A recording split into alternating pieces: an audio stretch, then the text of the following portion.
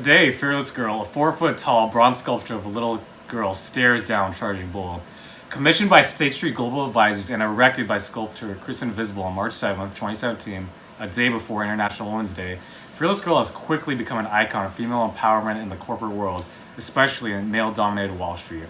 Few oppose the installation of Fearless Girl for these political reasons. In fact, most critics overwhelmingly acknowledge the validity and necessity of her message. Instead, the opposition claims that Fearless Girl's presence at Bowling Green has changed the meaning of Demodicia's bull. By the U.S. Code 17, Section 106A, subsection A, the author of a work of visual art has the right to prevent any intentional distortion, mutilation, or modification of that work. With few exceptions, artists maintain expansive rights over their works of recognized stature. In theory, this law seems to effectively ensure that artists can maintain the integrity of their works. However, in practice, determining whether a work has been intentionally modified is often a legal gray area. In our case studies, some might argue that Fearless Girl's placement in proximity to Charging Bull is irrelevant, for her message of female empowerment stands independent of the bull's presence. More specifically, this perspective argues critically that Fearless Girl is not a derivative work, for that right is also exclusive to the original artist. Others argue that Fearless Girl was commissioned specifically to face down the bull and consequently changes its meaning. From either perspective, the controlling issue concerns the meaning of the work. This question is problematic because VARA does not specify explicitly who is the arbiter or whether a modification changed the meaning of a work. If that decision is left solely to the original artist, she could potentially abuse that power to further personal interests. Conversely, Charging Bull is cast by artist Arturo Demodica, who spent some $360,000 to create and install a sculpture December of 1989 in response to the 1987 stock market crash, as a symbol of the strength and the power of the American people. Originally placed by the New York Stock Exchange, the bull was impounded by the city and only eventually released and placed in Bowling Green due to public outcry. Charging Bull is intended to represent a bull in economic terms, referring to a market characterized by investor confidence, expectation of great returns, and generalized sense of optimism about growth. When financial markets began to revitalize in 1989, nearly 2 full years after the crash, Demodicia felt his bull would help restore faith in the American economy. Now, nearly 30 years later, that intention is being challenged. In many cases today, competing property rights and potential derivative works challenge the integrity and reputational clauses of the moral rights statute. Demodicia claims that his moral rights have been actually violated, as her placement has altered the meaning of his work, and it kind of makes the bull appear to be more aggressive and hostile as it's charging directly towards the girl. But additionally, since the works are cast in the same bronze material, there actually may be problems with regard to the identification of the two distinct artists at play. as seen by its spike in publicity, Fearless Girl and her message are undoubtedly important today. However, ought this message gain superiority over the message of the incumbent piece? Demodicia's work actually falls outside the statute of limitation of Vera's protections because the piece was installed as an act of guerrilla art in front of the New York Stock Exchange following the 1987 stock market crash. However, we still thought this modern case would be a really interesting study of the implications of moral rights law today as it stands. We hope to further explore this hotly contested area of law, and we felt a contemporary case study would offer an excellent opportunity to examine the controlling issues at hand. Thus, we decided to trek to the Financial District of New York City to cover a recent artistic controversy, Charging Bull and Fearless Girl.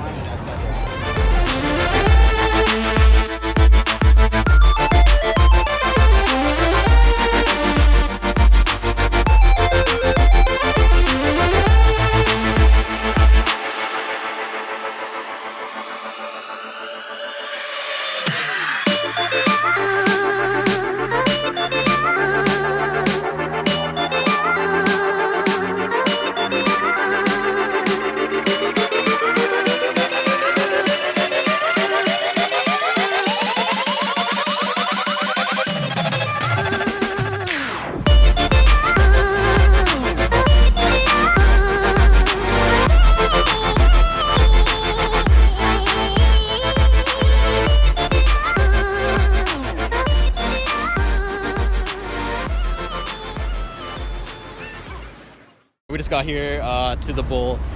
So at the face of it, we can see now that the Charging Bull is still standing there. It's casted in this bronze material. It's in a charging motion where you can pretty much see the motion going forwards and straight forwards. And at the other end, you can see the girl is looking straight square down at the bull's eyes. So you can kind of see that in that way, the girl's meaning is completely derived from the bull in the sense because it is made of the same material and such forth. So we're going to go around and just ask people and see what they think the bull represents and the girl, and see if they actually know that they're different actual sculptors making each one, and so we can kind of gauge to understand if the interpretation's been changed at all.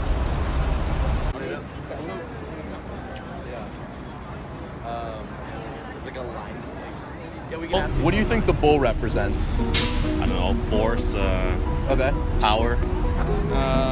American ingenuity, American pride, American entrepreneurialism, something like that, probably, yes. Okay. I don't know, that's a very good question. I feel like, I don't know, it represents strength or, yeah, sort of like power, like a symbol of, yeah. It represents and symbolizes. Well, we are a little bit biased. I mean, Yes. Well,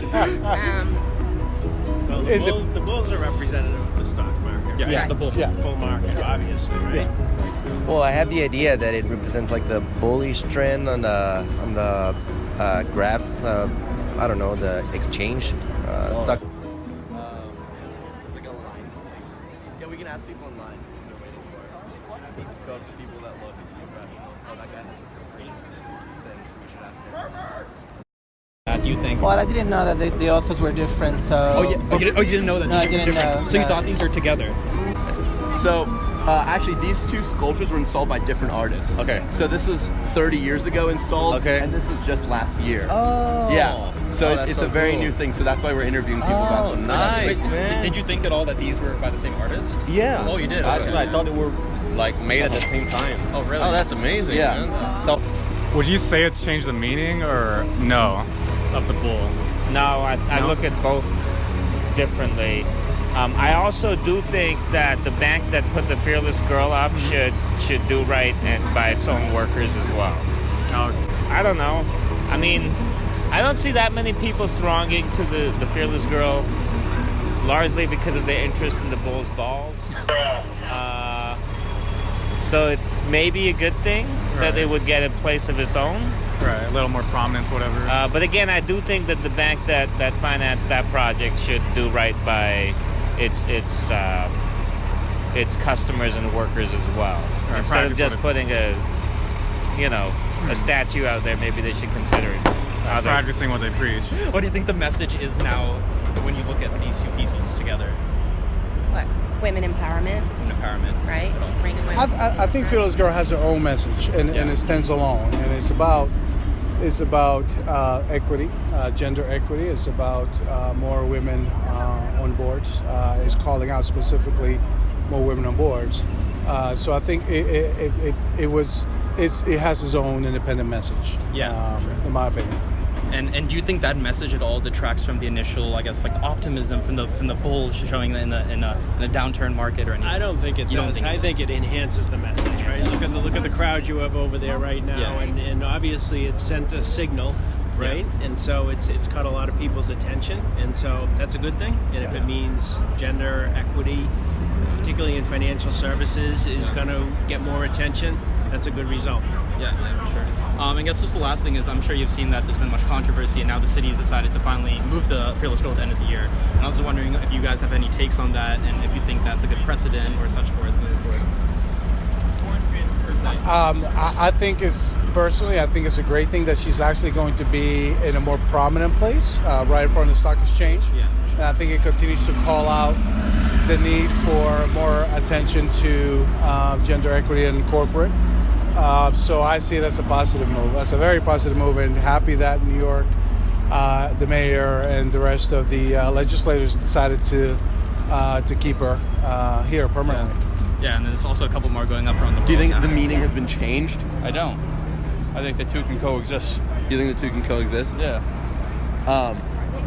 And on the issue of like the controversy of moving the girl, what do you think? The city has said that it's going to move her by the end of the year. I don't know that to be true. I don't know the timeline there, but I know the message and the pickup and of what the Fearless Girl is supposed to be obviously has caught on and struck a chord with a lot of people. So I think there's a message there in a conversation that goes along beyond whether she sits here or somewhere else. And I know my company, we're looking to replicate her in other locations as well, because I think we support women in business and what the Fearless Girl stands for. So.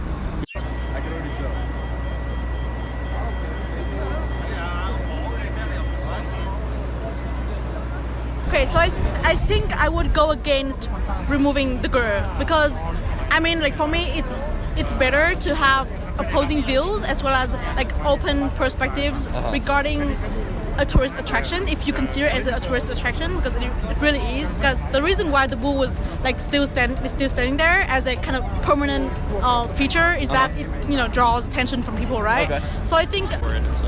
Well, I don't know. I think that if you make a public work of art and it's going to be placed in public, and you said that the bull represents a bull market at a particular time in history, and even the markets change, right? So our attitude toward the bull is going to change. Our attitude toward this entire part of the city might change over time. I think it's sort of maybe an unfair expectation that the artist creating a public work would expect that his or her work would be seen one way throughout history. It's unrealistic.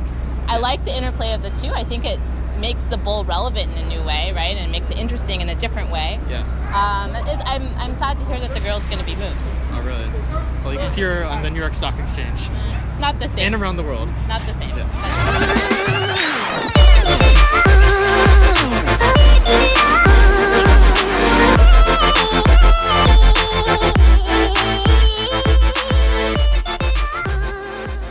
Our interview yielded a few interesting findings.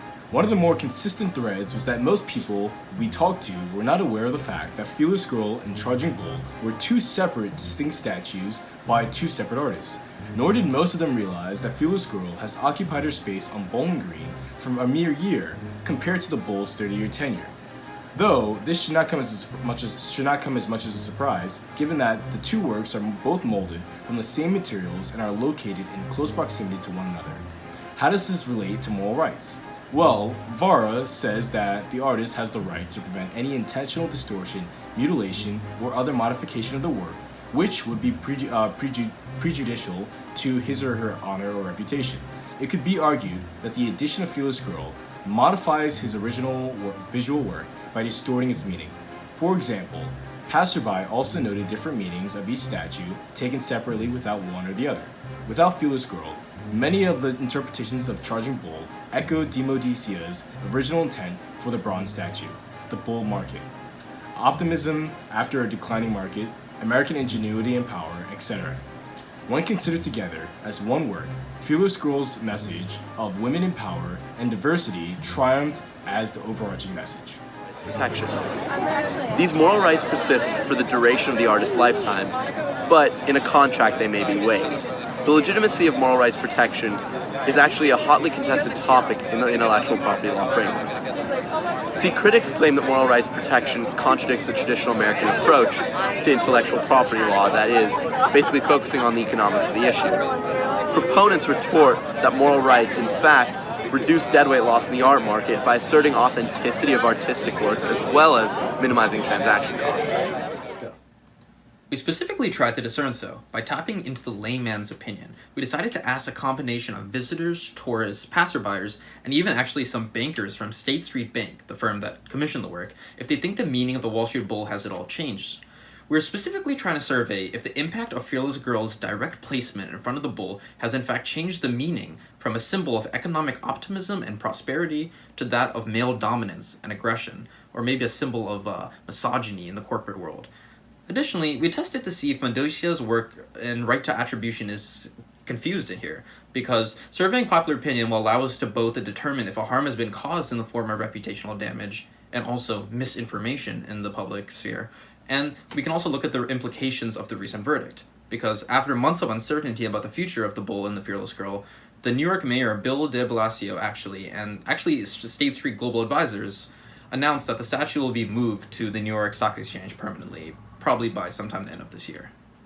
So, although the issue is moot now at this point, we just thought it's a really cool case study, and we're just hoping to study the implications of moral rights law broadly speaking by using this really this contemporary case. So obviously the fearless girl and what she represents is a very important message that needs to be stated and heard all around the world. However, we are just considering the implications at hand, legally speaking, as the work currently challenges the incumbent rights of Medicia and what he intended his work to represent before. We also ran to the chief procurement officer of State Street, the firm that commissioned the Fearless Girl. He had strong feelings regarding the piece, along with the other employees of State Street we ran into. So, what can we draw from these findings in the context of moral rights? The crux of the discussion likely lies within whether the addition of the Fearless Girl is prejudicial to the reputation or honor of de Medicia. Does the public now look down on him and his work as a representation of everything that is wrong with diversity in the corporate world? As we saw from the responses we received, the meaning of the charging bull has seemed to remain the same. Despite the fact that Fearless Girl's message of diversity has now taken center stage, the bull has not become a scapegoat. Rather, its original intent has permeated into today. I'm not sure the Fearless Girl's addition has been prejudicial to his reputation or honor, as outlined in Vara. I doubt that de Medicia has lost out on potential commission because he was the artist of the misogynist bull or something along those lines. Despite this finding, there are still questions to be asked regarding moral rights. How is this prejudice determined? And does damage to the reputation or honor of work also, in turn, extend to the artist of the work? Do we turn to consumer surveys or bring in expert opinions to determine the extent of this damage? Questions like these are going to have to be wrestled with and answered by courts in order to clarify and solidify the moral rights of artists in America.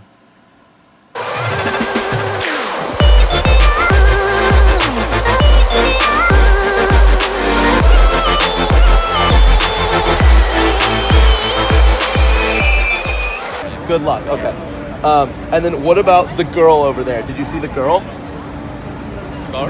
Yeah. Did you see the other statue? Yeah. There's a statue. The short girl. Short girl. Where? I don't see. Where? Ben. Just something to go and rub their balls and something like all the tourists do. I see all these Asian tourists going like. I don't know if it's a hex or something. Yeah, sitting underneath it, I don't know. That's what it would mean.